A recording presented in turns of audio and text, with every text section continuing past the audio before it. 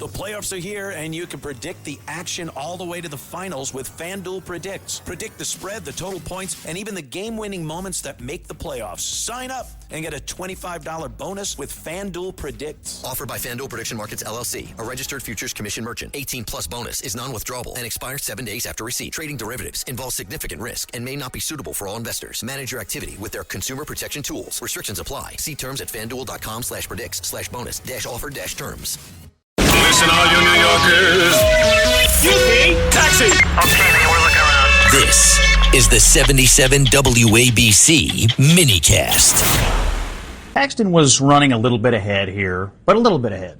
And then when Donald Trump showed up, it changed everything. Now, if you go back to the primary results, Cornyn actually narrowly won more votes in the primary, but there was a third person in the race, a guy named Wesley Hunt. And obviously, those Wesley Hunt voters didn't want to vote for Cornyn, and most of those obviously have gone to Paxton. But look, the bottom line is this. If Donald Trump wants you to be the nominee of the Republican Party for virtually any office, he can will it into existence. And that has happened again tonight in Texas. There's also an attorney general campaign going on underneath this. I don't think we've called it yet, but there's a strong undercurrent of who's for Trump and who isn't in that race. And it looks like the more Trump-aligned candidate is going to win down there as well. So, we're learning this lesson over and over again. Indiana, Louisiana, Kentucky, where I live, and now Texas, over and over again, we're learning. If Donald Trump wants you to have the party's nomination, the voters look at that and say, we trust the president's judgment and we'll give it to you. Yes, my friends, big election results out at Tejas last night. Welcome to Bo Snerdley's Rush Hour, fastest hour in American media. This is the midway point during the week.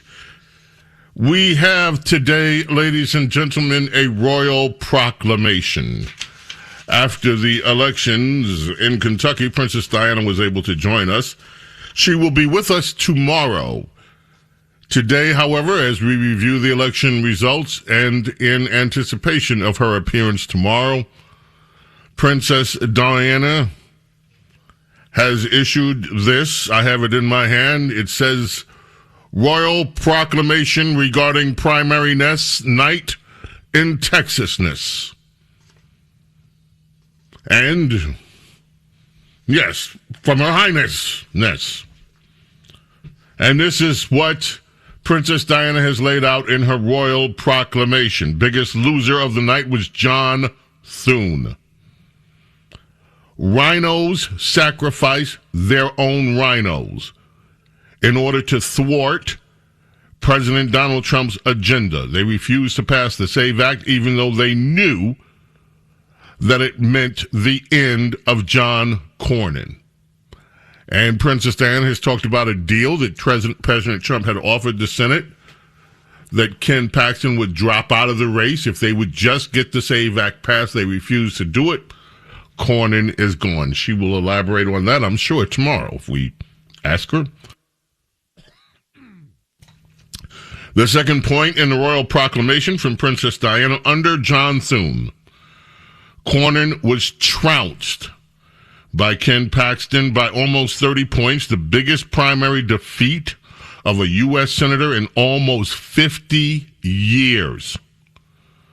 The second Senate rhino to bite the dust in 10 days. Senator Bill Cassidy, Republican Louisiana, came in third in his runoff. The next point of the Ness proclamation. Rhino clean-out in progress by the MAGA base. Gone. Cornyn, Cassidy, Tom Tillis, and Mitch McConnell retiring.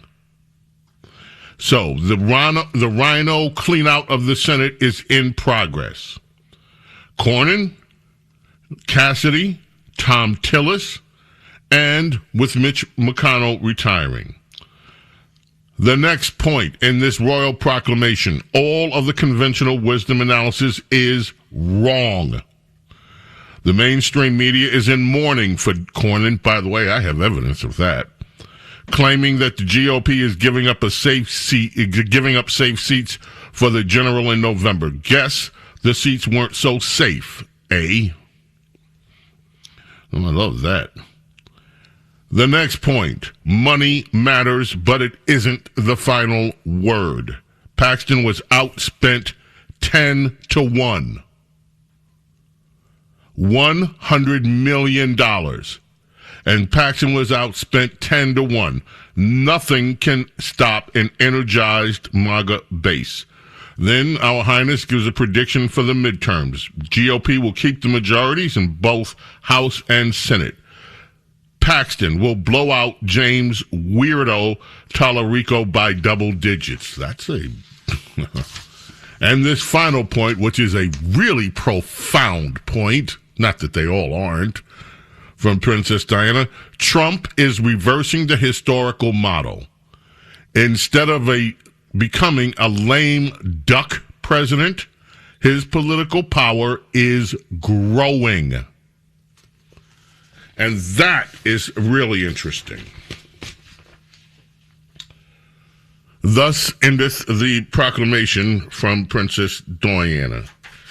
You can see the mourning for Cornyn. I pointed out yesterday, Washington Post, read an article from the Washington Post, and it was so flowery over Cornyn.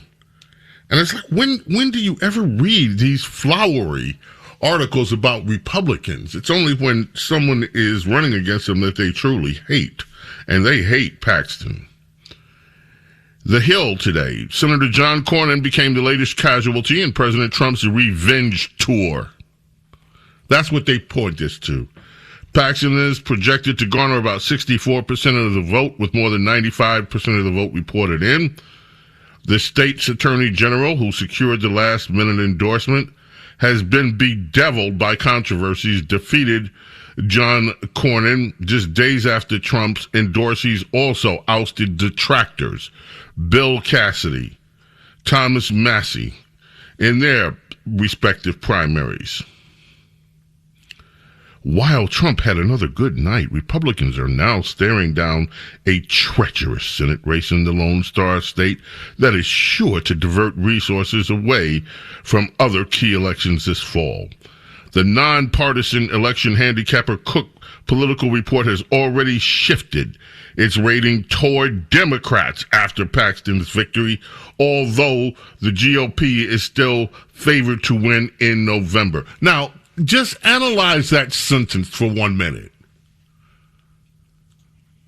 Hours afterwards, the Cook Political Report, they shifted it toward Democrats, but Republicans are still expected to win. Does that make sense to you at all? Yeah. It's yeah, okay. In fact, let me stop at that point from the Hill article. I may rejoin it and just play something else from two Democrats. One, Ron Brownstein, the other, Paul Begala from CNN. Here's Ron Brownstein. I haven't seen him in a while. This guy, cut number 3. It's a quick 7 seconds of Ron Brownstein on CNN. Tallarico today can be more easily pigeonholed as a cultural extremist or liberal than the Beto of 2018. This guy can be more pigeonholed than Beto O'Rourke, is what he's saying back in 2018. And Beto O'Rourke, what is it? You remember the Beto races? Beto was going to help turn Texas blue. Beto O'Rourke. Yeah, Beto O'Rourke is every man's man. He's the everyman. Beto O'Rourke identifies with the downtrodden. People love him in Texas. Beto this, Beto that. The Democrats spent millions and millions. People from all over, Democrats from all over the country were sending millions of dollars to Texas to support Beto O'Rourke, not once, but twice, and he failed. Here is Paul Begala, Clinton hack and CNN contributor. I think he's a CNN contributor. Cut 4, Paul Begala on the race in Texas. Let me start with you. Who would have been a stronger challenger to the Democrat Tallarico? Would it have been Paxton or Cornyn? Well, Cornyn would have been a stronger candidate. There's no question. First, he's fundamentally a decent man. And I don't know Attorney General Paxton, but to know him apparently is to hate him. Most people think he's a pretty loathsome guy. Cornyn just got swamped. He got crushed. This is, I think, the last gasp of the cult of personality. President Trump has a really firm grasp on that MAGA base. But as he tightens that grip, he's alienating all the people in the center. So Donald Trump is winning. His endorsements, even down ballot, are winning. And according to Paul Begala, this is the last gasp of Donald Trump.